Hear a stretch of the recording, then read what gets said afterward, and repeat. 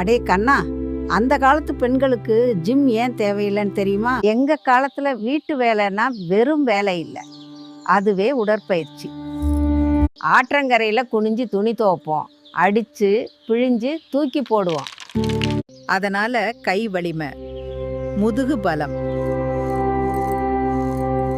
மூட்டு சீரா இருக்கும். அப்போ முதுகு வலி கழுத்து வலி பெண்களுக்கு தெரியாதே கண்ணே. சமையலுக்கு வந்தா மிக்ஸி இல்லை, அம்மியில மசாலா அரைப்போம். அம்மியை தள்ளி அரைக்கிறப்போ கைகள் வலுவாகும். தோல் வயிறு தசைகள் வேலை செய்யும். பெண்களுக்கு உடல் சுறுசுறுப்பு வரும்.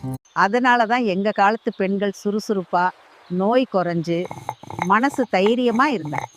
இப்போ என்ன கண்ணே, ஒரு பட்டன் அழுத்தினா எல்லாம் ரெடி. ஆனா உடம்பு வேலை இல்லை, மனசுக்கு சந்தோஷம் இல்லை. உன்னை அழகா இருக்கணும்னு ஆசைப்படல, ஆரோக்கியமா இருக்கணும்னு தான் ஆசை. சின்ன சின்ன உழைப்பு, சின்ன சின்ன வியர்வை, இதுதான் பெரிய நோய்க்கு பெரிய தடுப்பு. இந்த பாட்டி சொல்ற கதைகள் கதை மட்டும் இல்ல கண்ணே, உன் வாழ்க்கைக்கான மருந்து.